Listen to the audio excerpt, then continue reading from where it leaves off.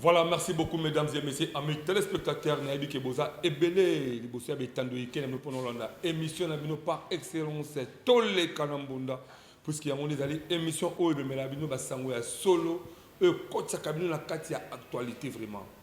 Merci beaucoup Naïbi que tu as la festivité, bientôt la photo fêtée Noël, tout une bonne année, chaque famille va se préparer,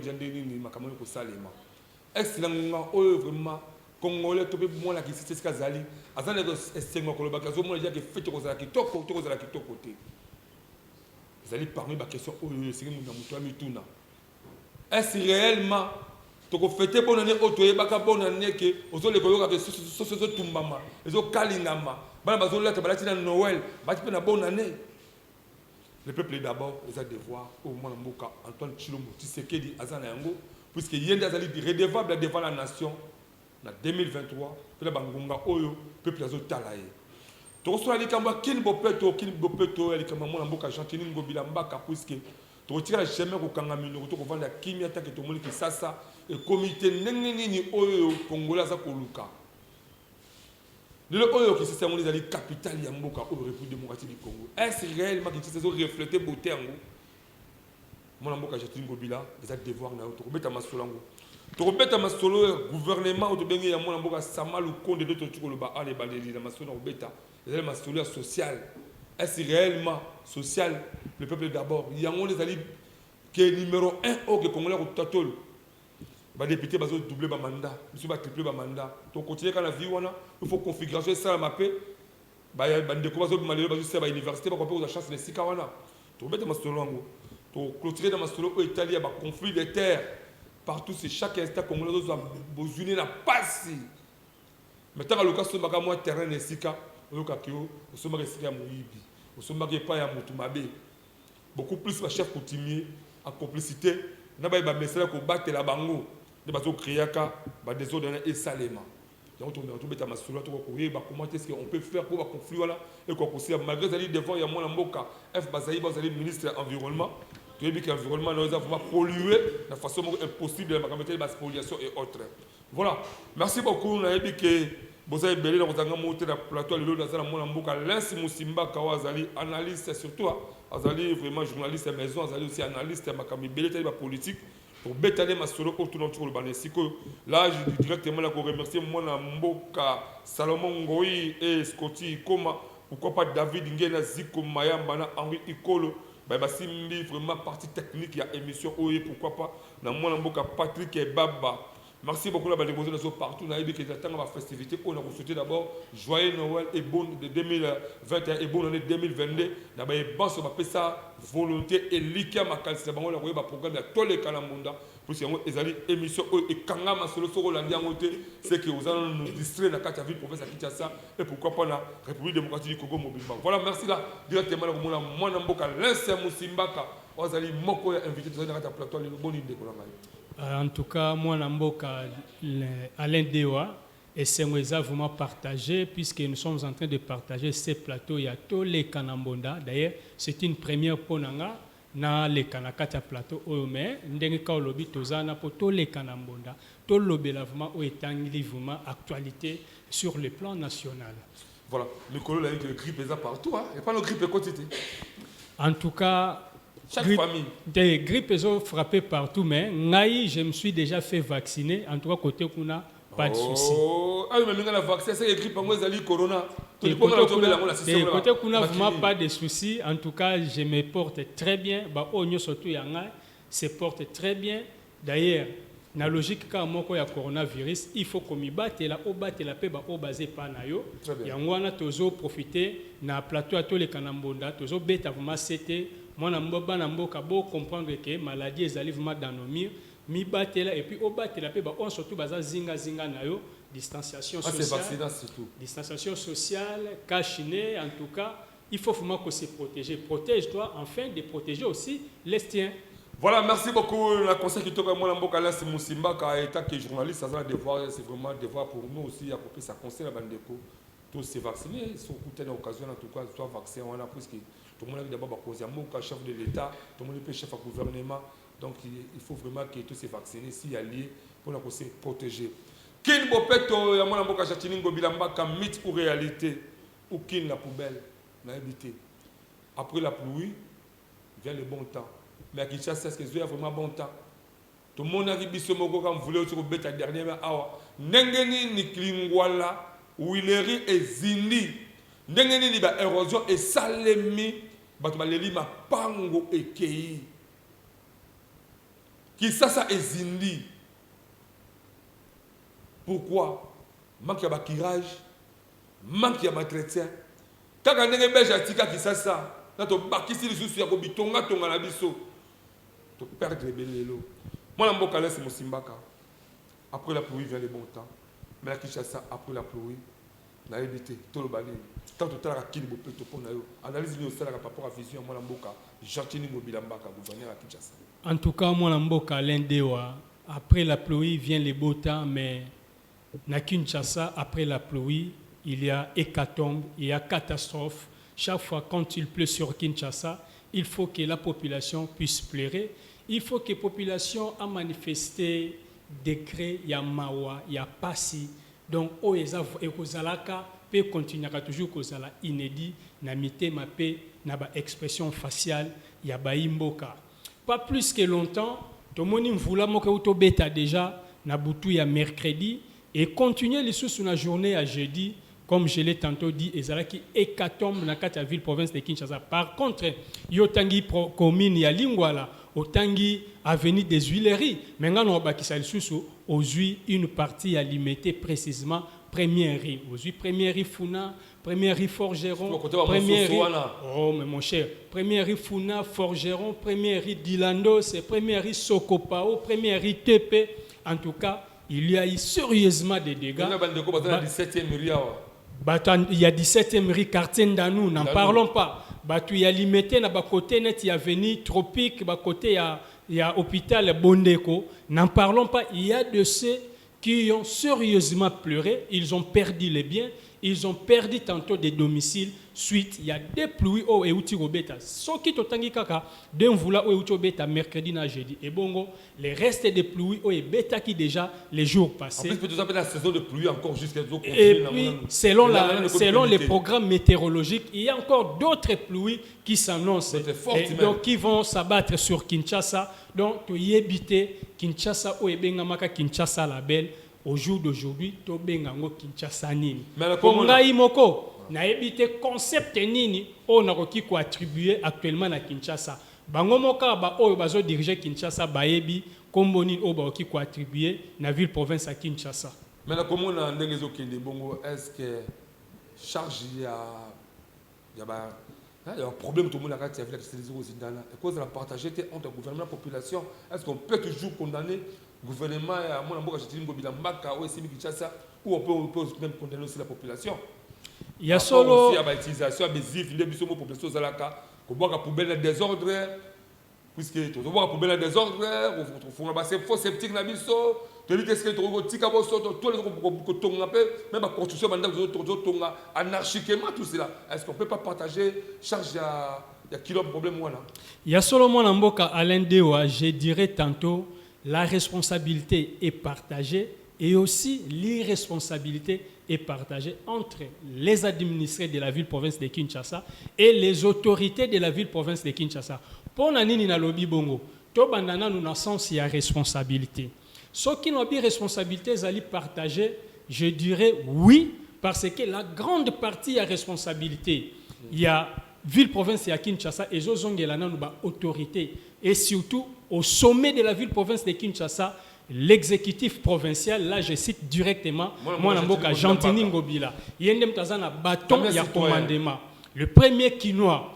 Alors, quand il n'y a pas une bonne politique d'urbanisme, une bonne politique de gestion de la population, une bonne politique en matière, il y a urbanisme, il y a habitat, en tout cas, na ville province ya Kinshasa to connaîtra kaka problème parce que il y a des personnes qui sont en train de construire de manière anarchique baza même côté à la tête site oyo est-ce que esengeli to tonga te mutokola la muki na tongo abimi na lupangu na azui décision individuelle il y a Yemoko conduite par ses propres sentiments, azo se permettre ya kotongati esika oyo esengeli. Mais toi là dans ça parce qu'il y a des chefs de quartier, il y a des chefs de rue. Est-ce que bateau d'abord va tamboula en commun na kona ba beaucoup mais ça va zali ba premier citoyen commun, ya ba commune. Yango moniteur on azo beta certaine likamba responsabilité, c'est-à-dire que ba responsable ya situation ya pollution ou ya spoliation ya Kinshasa. Ezali d'abord nanu exécutif provincial ya Kinshasa. Quand je parle de l'exécutif provincial ya Kinshasa, je fais allusion à tous les dirigeants possibles de la ville-province de Kinshasa, en commençant par les sommets de la ville-province de Kinshasa, jusqu'au dernier dirigeant, donc qui est l'équivalent de chef de riz. Voilà. Parce que yo chef de riz, nakati ya balabala na yo. Tango moni déjà que mbeba koko somo rezo salama, oyo elongo bani na ba norme te esengeli osala rapport à qui des droits. Pambate ba bengo chef de riz pambate parce que oza lokola chef de l'état ya mukie. Nakati, il y a ville, il y a rue na yo. Tu as le pouvoir sur toi, il y a qu'à sanctionner, il y a qu'à frapper s'il y a un ça ne va pas. Alors, quand on dit à ton moni chef de riz, azo pesete na prise de décision. Aza ko protéger population au bavandi na balabala na été. Donc tout cela reviendra directement sur la tête du chef de quartier qui à son tour aura le poids qui pèsera sur lui tant où il a frappé mbalamoko chaque ezo matambalamo et pas bourgmestre kolongo pas bourgmestre et kei mbalamoko ti et pas ya gouverneur ya ville province de Kinshasa yango lobi ke ba responsable il y a situation oyo peuple quinois population quinoise ezako vivre ces derniers temps ezali à partir il y a sommet il y a ville province il y a Kinshasa. Comment expliquer dans une mégapole comme la ville province de Kinshasa Oyo ebengamaka et Kinshasa la belle à l'ère actuelle population azako se permettre yako fungola fosse sceptique azako diriger yango vers ba eau de ruissellement oyo eza zinga zinga ya population mais mutu yako frapper il arrive des fois fosse sceptique eza dirigé na voie publique oyo population Aza censé il profite surtout beaucoup tant vous les obéta allez va fongoler va bilisi. Mon cher ami Dewa, eza kaka pendant la pluie même s'il ne pleut pas sur la ville province de Kinshasa, ce sont des pratiques qui pratiquent, permettez-moi la tautologie, aux yeux et aussi des autorités de la ville province de Kinshasa. Tantôt na veni wana puisque tant na misu ya ba autorité à ville province de Kinshasa, chef de riz azali aza des autorités. Par là tu as absence de autorité na mboka absence bato kamba bazala bango. Ezali pur et simple le manque de l'autorité de l'État. Très bien. Kobanda même na kati ya ba rue. Très bien. Voilà, merci beaucoup. Là, nous sommes en train de toujours de parler par rapport à quel beau peuple à mon amboka Jacqueline Bilambaka autobique et responsabilités à partager entre gouverneur, exécutif surtout, aux Kamamane mon amboka Jacqueline Bilambaka, na ba bourgmestre naé, peut-être kota la population biso ba quinois. Voilà. Tant que vous voyez que Barbara la bino et tonda kamai. Baba la bino c'est que la bosoto. Ngala baka souvent Jacqueline Bilambaka kolonga la gombe sika vanda kate po aya ko vanda na mumbele na ngaba to na masina to na kanluka ba ba balula gombe malgré balula gombe ngaba ko libosoka ya hôtel de ville et tonda kana mai na façon impossible na yebite soki ba mona kango la misu tu ba mataka ndenge ne bisika wana ou ezaka volontairement que non tout ça kaka mandala ceci là ko la sima etali bisoti tokotonga kisasa oyo soki lelo oyo ngai d'abord ngana yo biso ba population pele ba ko bazo kama biso so tozi conscience ko le ba kisasa oyo ezami balete biso tutezali kaka moko oyo ba beaucoup mestre boza ba facilité belé ya kozwa mi solo esengeli ke malgré que société bimakate boza edit 003 pe edit 005 pe sibino ndingisa ya ko sanctionner. Est-ce réellement beaucoup mestre bozo sa misande les sengeli? Oui, bon ba rétrocession ya raté. Mais na muke obozo zualba ba moyen de bord. Là c'est Simbaka. Tout à directement ba beaucoup mestre. Est-ce qu'on peut dire réellement que c'est pas beaucoup mestre le haut sur ba responsabiliser bon même matin rétrocession muke que on peut croire réellement que bon la c'est comme est à partir de commune à bango. Oui, moi, Namboka, Alain Dewa, il faut noter que dans chaque cas, les exceptions ne manquent jamais. Très bien. Il faut comprendre que parmi les 24 bourgmestres et la ville-province de Kinshasa, il y a de ceux qui font en bon escient leur travail. Mais ils ont la foin. Et surtout, quand on a dit que les bourgmestres votent à bangote, non, les bourgmestres doivent être votés. Et puis, depuis la première législature, il y a 2006, il était prévu que les bourgmestres va voter Bango. Mais depuis cette période, d'ailleurs, c'est le même cas avec les gouverneurs sortants. Bazalaki, na statut mort surtout, na ba bourgmestre et na ba gouverneur. Il fallait qu'il y ait des élections municipales. Au niveau, d'abord, il y a des entités, même dans les quartiers, dans les communes, même dans les provinces. Mais, tu comprends que les mêmes bourgmestres, ces dossiers, il y a vote, et là, la kakaboué. Malgré que na pratiquement il y a des commissaires généraux. Voilà. Ils ont la terme, donc, il y a même concept il y a des commissaires, ceux qui moi j'ai échappé à tout petit peu, transformer directement dans le gouverneur. D'ailleurs, il faut signaler à la population qu'il y a 14 provinces, il y a la République démocratique du Congo, où depuis le gouverneur bazala déchu par des assemblées provinciales, jusque-là, la plupart des provinces ne possèdent pas encore donc c'est bref, il y a des bourgmestres qui ont confiance on dit que bango bazo travailler peut bazala bourgmestre si sont peut-être 3 4 5 bâtiment la carte ville qui ça directement tout le monde qui ça pour bon moi me que c'est ça c'est moi nazo sur par rapport à mon mboka lensa donc tout ça quand même moi idée par rapport à qui ça surtout ça peut bourgmestre auto dit que bango travailler peut produire un plus attendez va rétrocéder bango. On dirait que voilà Bango, ils sont capables de bâtir ça plus moi ça pour ça pour na bonzenga kata kichasa pour na yo monike s'il faut na taille comme après prêter combien autant à combien nous ne sommes pas là pour faire la publicité de qui que ce soit mais tu es piqué tu fais là moi parenthèse entre guillemets après combien de bourgmestres au monde arrête on a 24 communes combien de bourgmestres au baki non à l'un des ceux qui sont nombreux. En tout cas, j'espère que mon amboka va chercher comme la si on a bien tangi bourgmestre à Gombe, il faut comprendre que Gombe non effort moya salate puisque Gombe c'est le centre des institutions de la République démocratique du Congo. Il y a certains travaux qui se font à Gombe, se font sur fonds propres et gouvernement central. Là on a le barato va rétrouver Dakar. Ceux qui va payer sur la commune à Massina $10,000, c'est Gombe faut le $3,000.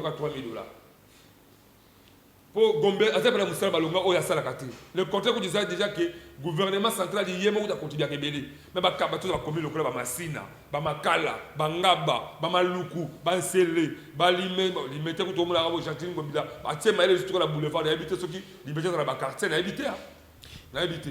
Puisque tant que commune a limité, nous avons la parenthèse monnaie na commune a limité. Visibilité d'ailleurs, si j'ai une bonne mémoire, les années antérieures, commune limitée et qui plébiscité parmi les top 5 des meilleures communes de la ville-province à Kinshasa. Oui, c'est vrai. Mais à l'heure actuelle, tu évites ceux qui limitent la visibilité à limiter les longs boulevard Lumumba. Tu évites. On a dit que na éviter limiter sur le quartier. On a le monde à limiter sur le quartier. Donc, éviter limiter sur le cas résidentiel. Non, industriel. N'habitez sur ma quartier. Bon, on la bande de quoi? Bon, habitez. C'est limité dans la quartier. Donc, on est à flatterie. Bazoluka, va flatter Batou, va donner une bonne impression que la commune, comme la commune délimitée, c'est une meilleure des communes. Or, rien. Okay. Rien. Bozo flatter Batou. Il y a ko Bongisakaka, les lois ya boulevard Lumumba. Mais beaucoup tapé dans le quartier Mososot. Beaucoup tapé dans Momele. Beaucoup ne pe na nous na Kingabwa. Bobeta tout. Bobeta pe na nous tour kota paka Juma. Kobanda paka Juma. quartier Sokopao bopusani quartier Moreza sous côté ya Paka Jumana d'ailleurs côté Ndanu kutu n'en parlons pas et si kaneti mwana mboka Gilwando atia moi Fontaine Domoko wana otobenga na lingala mama ya foko pour aider bande konation ya Paka Juma mais côté et si kanezala qui je me rappelle qu'il y avait un terrain de football ici kawana na concession Yonatra bana babet bando beta balle un terrain sablonné mais à l'heure actuelle ce que si kawana au monde que iskana eza ko s'empirer eza ko se dégrader de plus en plus on dirait na mboka autorité de l'état ezati. Très bien, voilà. Pour la continuer moi mukela ngaloba na kata commune alimentaire na yebi ezala kingabwa d'abord na mona ka beaucoup plus moi na mboka bana mboka basa na yebi premier président ya premier vice-président de l'Assemblée nationale, Chama Kabunda Kabu. Chama Kabunda travaille avec Ngabwa, Nando Kato Kombulumba. Kombulumba. Mais Mombele, en tout cas, Mombele, parce que leader est Mombela, leader Azana et Kunate. Mombele, leader Azala Kate. Mombele, c'est un candidat, on a un comité limité. Mais la cadre de la commune, moi personnellement, je félicite beaucoup de gens compétents. On a un monde sur le terrain. Premier bourgmestre la refait d'abord zali moi na mboka Jacques et puis na munze bourgmestre malgré derrière na zone ba lingi Scotty abala ko balancer moi ba image to comme là esprit on a dit que tous les kalambonda bozana page mobimba ya WhatsApp oyo zali les excellences bourgmestre c'est ko zali so ça réellement musala na yo to boyi misala ba jalelo o sala musala bezaya malonga zwa belema na yo côté la carte ya page wana ya les excellences.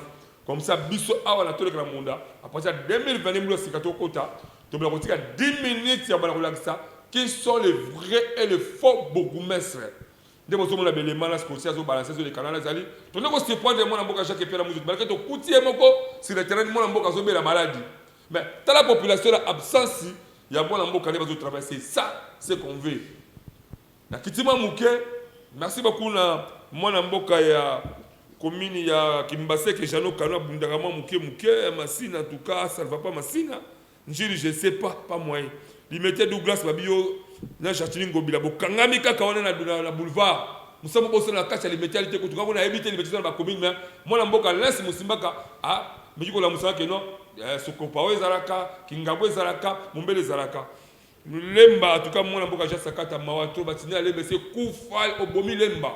Mais moi, je sais que la sous-région de travail n'a évité trop. Mais moi, je sais tant que tu as commune à Lemba, Lemba n'est pas seulement super ou terminus. Exactement. Il faut aller vers les fins fonds de la commune à Lemba. Tu peux attendre Banza Lemba, tu commune à Livre, tu as lippé le Lenge Kani, Oyo, Baimbo, Kabaza, pour vivre Lemba. Donc, bazo peut cette impression, il y a aucun parti mo sali visibilité, marque que boza ko donner une bonne impression de pouvoir travailler rien et l'autre côté bozo kosa fachi béton bozo kosa yé. Voilà. Fachi zo comprendre chef de l'état zo comprendre parce que chef de l'état ça d'abord institution mobimba. Ça institution mobimba. Mais moi na dewa, moi na mboka Alain Dewa. Le chef de l'état à lui-même a koki ko se départager comment aya asa la même inspection ou bien prospection ya ba commune. Mais le rôle des bourgmestres, quel est le rôle des bourgmestres? Les bourgmestres sont des chefs de l'État en miniature. Les représentants. Ils sont les représentants du chef de l'État. Ils sont là pour l'émanation du pays. Ils doivent travailler pour le développement de leurs entités. Voilà. Ngaba, bon amboka télé mo poanga tout cas na éviter si je dirais quoi. Makala ko babi que bourgmestre d'abord est-ce qu'on s'en a vraiment? Et ça ndenge mona na Ngalema. Ngalema na commune sika mona mboka fachi avandi bourgmestre Ngalema amona na kate ato bengi ndengelini mona mboka die merci qui maïba zilanga en tout cas mona mboka tika kala mukuto akomisa même commune atoki ba maison na kata commune au lieu atonga même que ba maison ko permettre que atie même internet gratuit et des populations bien ba bibliothèque mo ya te ba maison ya koteka ba bilamba na habiter ce commune ezo bénéficier nini donc il m'a yango puisque zotanga déjà commune à Kalamu. Qu'en est-il avec la situation? Il y a venu Popo Kabaka. Popo Kabaka, bozolinga bo fabriquer nino, moi na mboka bourgmestre commune na Kalamu JC Kadima. Et là on libilo bozolinga bo fabriquer na venu Popo Kabaka wa. A pouvoir na éviter. Non, tolinga qui ça. Toujours la commune à Kalamu. depuis que les go des travaux ont été donnés pour la réhabilitation de l'avenue Bongolo. Si je ne m'abuse pas, c'était en 2018 ou 2019, comme ça, en présence du premier citoyen de la ville-province de Kinshasa, y compris lui-même le premier citoyen de la commune de Kalamu, J.C. Kadima. Bah, travaux, on a beau ça go. Et Salamate pour revivre encore l'aventure qui est en train de se faire sur la construction du pont Bongolo. D'ailleurs, dernièrement, il y a eu une pluie qui s'était abattue vers le mois de novembre. Population ya commune à Kalamu, l'élu sérieusement surtout, banda kweza le long ya rivière Rwana. Voilà. La situation était catastrophique. Voilà. Ceci là va vous dire d'abord il y a quoi? À chaque instant, tu as créé idéologie mobile, tu as chef de l'État toujours à Zalanakati. Qui dit que tu es banda? Le chef de l'État est la go. Tu es chef de l'État, et le coup tu dis que beaucoup de gens sont là. Pourquoi beaucoup de chef de l'État? Zando. Beaucoup de gens, même si le chef de l'État et les Sikholm, les gens négligés totalement. Au juste, n'a évité. D'ailleurs, dossier à Zandu, et Memisa, moi, Namboka, fou mabanga, moi, Ngambo. Et Memisa, Ngambo, alonga Moussala, or, moi, Namboka, Lobaka Nekaka, ce qui est vrai. Bozi va faire déplacer chef de l'État pour un projet qui ne va pas se réaliser. Où en sommes-nous avec les 10 projets? Chef de l'État, moi, je suis Fachi Beto, aux redevable devant la nation. Mon Mafoula, Mawa, Chapé Mopanga, Bunda Mouké Mouké. Ngalé Ma. Moi, je suis en tout cas, moi, je dirais plutôt Kinshasa Bopeto, l'initiative était bonne. Mais l'applicabilité de cette opération, impact n'est pas visible sur terrain. Seulement, bref, n'a cité Kaka, l'éclairage public. Vous avez donné une très belle impression. Il y a quoi ils ont dit ça, éclairage public. Oyo, peuple congolais a foutu la Kangombongo. Na ba facture, il y a Sinel, na ba facture, il y a Régie des eaux. Peuple congolais foutaka. Courant éclairage public, courant oh le loso kei même la kimbase kiawa ujana akoma okanga batu na 20 19h ba ujana ba coopérer ba Sinel 19h ba kati courant ba tozo nganda ba bani zo kanga population ko nyokola mona mboka to beta masolo sima kili bopeto mais prochainement na yebiki ba ko beze belé sikala mais toute fois il faut dire papa kili bopeto c'est ça pour ça to noter to cha combien s'il faut noter je me réserve de côté Gentini Ngobila na opération Kinshasa Bopeto na mais moi na mboka Gentini Ngobila okozala peut-être redevable et pas ya bakinois soko sali musala na ndenge sengeli soko teli baya même na députation même na élection ya gouverneur okomona bakinois ba voter yo mais soki tozo kende kaka na ba aventure tozo kende nango na opération Kinshasa Bopeto en tout cas il te sera très difficile de revenir encore à la tête de l'hôtel de ville de Kinshasa. Voilà. Merci beaucoup là. Toujours la possibilité de courir derrière l'État. Toujours un conflit de terres. Là, toujours marteler les problèmes. Il y a un chef coutumier. En tout cas, bon, mais pour changer le comportement, beaucoup plus pour créer un conflit de terres. Vous avez vu que ça se marque ici. Pourquoi vous créer au deuxième mouton? Dossier où il y a mon amboka grâce à ces Mugaluna Fabrice Biko. Dans ma belle amie Konga, concession là, tu as des documents, et si quand on a Kimia, malgré tout ça, on a une investigation. Mais il faut quand même que mon amour Fabrice Biko, c'est là quand mon conseiller nous a sur mon côté, il paraîtrait. Donc il faut vraiment que si quand les alliés aillent, les alliés montent, si quand mon inga a sa projet na calme, au niveau le cabo se tirailler, les ambalas monter, puisque ailleurs les si quand a sombi en opposant témoin, il y a des déconneurs, oyo remplaçant Bokonzi, va teke la cahier. Donc, il y a le coup de ces raisons qui appartiennent à mon inga. Si il y a créer un conflit de terre ici, il y a beaucoup plus de choses coutumiers. Mais toi, l'élément où tu te donnes moi, la Mboka, les grands chefs, il y a Kimpoko, oh la même un bon marque qui vient pour marteler pour l'hôtel, il faut un chef, il faut pas le commenter, c'est un vrai chef, vous le croyez, base vraiment, et si là, directement, moi, la Mboka, maman Viviane Mavoula. Maman Viviane Mavoula, Oazala Kipoko, na moi mboka pour céler yo pour Feli na bande ko tuba zaka Kipoko en tout cas, beaucoup c'est toujours ça Moussa Malam et moi mboka et bon marque l'équipe, c'est parti la régie.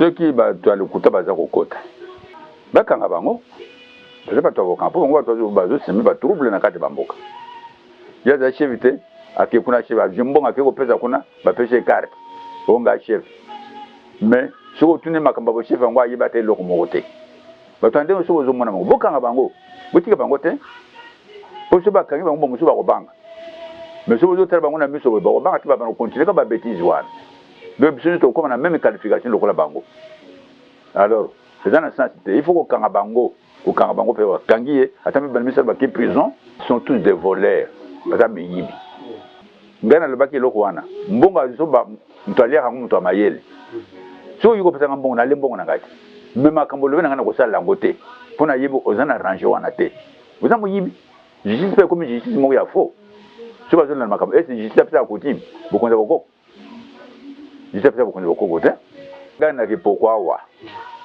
toza mibale te misato te ngai moko lekibi embo mark oyo bayebi ngai mokili mobimba kindaki poko chef azali chef nani ngai embo mibale misato te ce ministre azwi mesure wana eza malamu distinction il faut ezala entre biso na bango na bavrai chef na bafaux chef ministre azwa mesure aza mokonzi azwa mesure mais ministre akopesa chef coutumier te ministre akutia mokonzi te akutia mokonzi ya leta me ya kuti ministre aza na droit akutia mokonzi ya leta te bokonzi ya bokoko ekutana na bokoko il faut ezala eya droit ya mboka wana mpo ozwa bokonzi so oza ya droit te okozwa mpe bokonzi te ato aboti ye simon azalaki nani na kipoko soit disant bamundele wana azalaki nani na kipoko ye simon ayebi ndenge bokokata ta na ye ebandaka wapi mpo baloba leloki baza bato ya kipoko bawutaki wapi bokoko na ye ewutaki wapi koko aboti mama na ye awutaki wapi na kipoko bayebi ete na kila kipoko bayebi ete meme ngai nayebi ete na kila kipoko soki koko na ngai akengi libala te nde famille wana mwana na kipoko te abalaki mwasi kobala koko na ngai aza mwasi abali mpe moninga na ye mwasi nayebi soki DG ya wapi soki ya kopani mama nasala société atie DG nayebi te soki mpo na ngai DG aza moto moko soki bo bamoni ye senyo bakomona ye bakanga ye ya kolakisa nano kipoko yango ezali ndenge nini ye na kipoko azali nani tata waboti ye mbamundele soit disant tata na ye wana azali nani mama na zata moto abwantaba akini moto boko na bwantaba so akini na bwantaba akini moto boko na bwantaba bimaki matata wa ya zaki moto abwantaba akini moto boko zikula te pona nini akini na bwantaba bishika mama na uta kipoko te kipoko komeka te so ba moni mbalo ba ye bokanga ye bobenga ngana ya kolongole basala na tige mutakala ngai na zwaki bokonza kipoko na futa ki avocat te na kumaki pa mokonzi moko te na futa ya avocat po apesa nga bokonzi non pe na kuta ki ndako nganga te na zwaki bokonzi ndingi mutu nyoza zwaka pouvoir na mboka esika mama na ya botami esika mama na ya wuti esika bokoko mama na ye zali ndenge na zwaki pouvoir na kipoko na lobaka ngo clairement ke na kipoko mutu moko bete na nga tolo ki ala ka musapi ndenge na li toza azate ngai bato kama ce 50 ba yino 50 ba kolinga yo ngande na lobaka ndenge na zana kipoko awa mutu akozala na ngana kipoko awa o akoloba ke so ngana zali lote yo na vandi na pembeni awa yo na vandi na ye aparie bana kasi na nga bazali baneve na nga bazali ebele bo lelo so ngana zate ba kuza pouvoir na kipoko mais famille wana ya mbamundele te bazana droit ta mukete na lobaka ngo clairement bazana droit ta mukete ya kuza pouvoir na kipoko kipoko ngo ebandi lero baboti bango na kata kipoko te bazwa pouvoir ngo te pona nini ngam tala pekisa bango bazana droit te bazana droit ta mukete baza batu ya kokanga bango il faut kokanga moko nde bango bakokima kipoko wana bakokima kipoko baba babeta to wana bakokima pe na tana ndeko moko na mikonga te so ye pe to na benga ke grand frère pas za mokolo na ngai na naissance na date de naissance aza liboso na ngai nazali sous groupement na ngai ezali nguma za na 3 sous groupement musabu kibonoka kimpoko isili na mikonga na ngai naza mutu ngai naza teki ngumbu te mikonga za mboko bateki ngumbu ngai naza teki ngumbu te pona ke ye pedro akina muzala mokonzi na ngai jamais naza pe na groupement ete tozanga ni limite wapi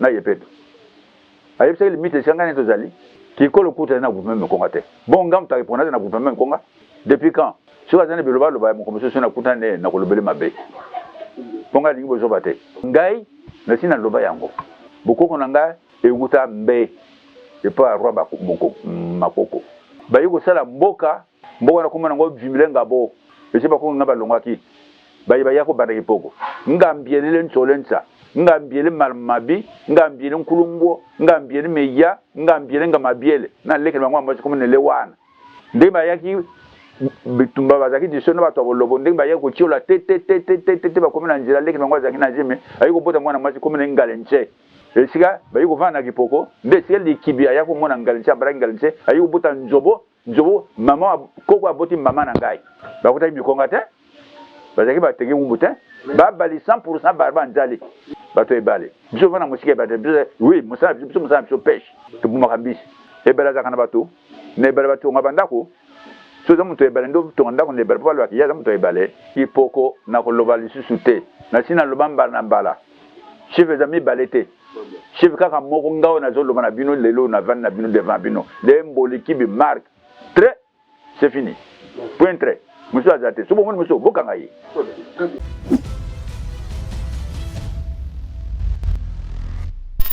De retour sur ce plateau exceptionnel de votre belle et grande émission par excellence, c'est tous les Kanamunda, tout le monde, ma propos à mon amboka, Mbomaka, l'équipe des alliés, ma proposition pour Senga Kimia P, Azali chef, on a repris ça, merci beaucoup. Joyeux Noël, ma bonne année, Mingi, la mère, maman Eugénie Mukendi, la Sandrine, toute la grande famille, pourquoi pas, la famille Osoloko, mon amboka. Théo Mawasa, Pena Molongane, Maman Irène Tungila, la Benjamin Kilunga, mais ça va tambour la biso, na mwana mboka Glody Mukoko pena Maman Grâce, et pourquoi pas na Patrick Moloni, vous allez vrai chef. Patrick Moloni pena Maman Gisèle Kamwanya, dans le village Tolinga, en tout cas, sous un besoin somba, terrain dans le baron, sous un besoin somba, terrain de Bolangaï, pour que la précipitation te, tous les grands numéro, on a Bengangaï Alain Dewa. En tout cas, pour le conflit de terre, et comme un problème vraiment très récurrent dans la ville-province à Kinshasa, surtout pas dans le chef de terre. Moi qui vous parle, moi aussi je suis victime de cette aventure. Donc, madame, c'est important à travers cette émission. Le quoi tu es dimanche, c'est de régler le problème dans l'amiabilité. Zala si que la prochaine édition il y a émission tu dévoiler tu y a des documents surtout. Donc c'est-à-dire que et comme il copain parce que bazana ba parapluie surtout bande connaissons ban fumu ba descendant la bango. Oui. Donc et comme et loko bien planifié, bien préparé donc en partenariat si je peux m'exprimer ainsi avec les autorités de ces pays, surtout les autorités militaires et policières. Bangonde bazana sima ya baventurier. Bo excusez ngai na benga bango baventurier. Puisque to bengi to fingité to zako qualifier bango na qualificatif ou esengeli pona bango. Na ba magistrat baza derrière bango. Baza ko nyoko la population sérieusement, il suffit oya bo solo libé ba présenter au document. Mais quant à l'application, après quelques jours, et comme oh non, et